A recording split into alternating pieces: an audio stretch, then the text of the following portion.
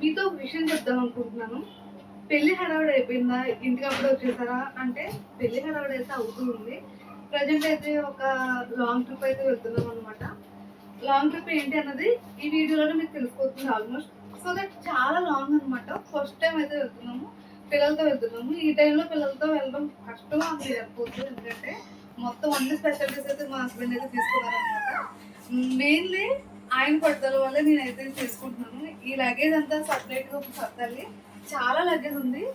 ఇంకా నేను పిల్లలతో ప్రతిదీ కూడా ఏమేమి కావాలో అన్ని కూడా నేనైతే పెట్టుకుంటున్నాను అనమాట. డ్రెస్సెస్, ఇంకా మా ప్రిన్సీకి అయితే డైపర్స్ కూడా ప్యాకేజ్ తీసుకున్నాము.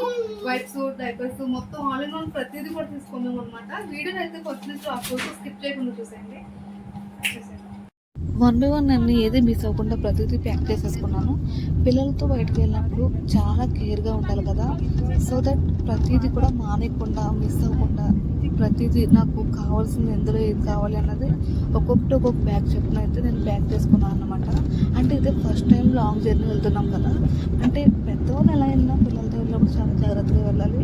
నేనైతే రాను అని చెప్పాను. మా హస్బెండ్ పట్టుదల వల్ల అయితే నేను ప్రయాణం చేయడం జరిగింది. ఎందుకంటే ఇంటి దగ్గర ఇంకా పెళ్లి హడావిడి అవుతూ ఉంది కదా, ఇంకా చెల్లెళ్ళు ఇంటి దగ్గరే ఉన్నారు ప్రజెంట్.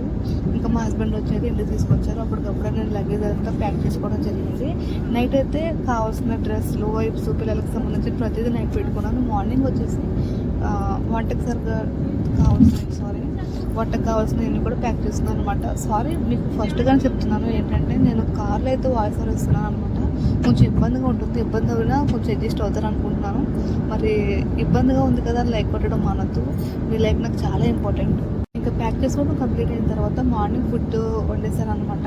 అంటే మధ్యాహ్నం 2 గంటలకైతే మేము స్టార్ట్ అయ్యాము ఇంటి దగ్గర నుంచి. పిల్లలకి ఫుడ్ పెట్టేసి మళ్ళీ వేడిగా అన్నం అది వండేసి మళ్ళీ బాక్స్ పెట్టేశాను.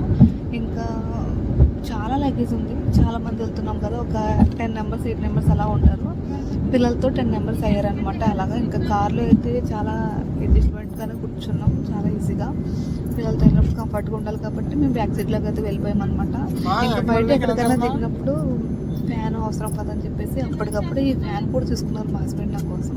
వీళ్ళని ఇబ్బంది పెడతానేమో, నేను రాను అని చెప్పాను కదా, బలవంతంగా తీసుకెళ్లారని ఎక్కడ అంటారని చెప్పేసి మా హస్బెండ్ నా కోసం ప్రతిదీ కూడా చాలా జాగ్రత్తగా తీసుకొని కేర్ఫుల్గా అయితే చూసుకుంటున్నారు. మరి వీడియో నచ్చింది అనుకుంటున్నాను. అక్కడికి వెళ్ళిన తర్వాత ఇంకా వీడియోస్ కంటిన్యూ చేస్తాను.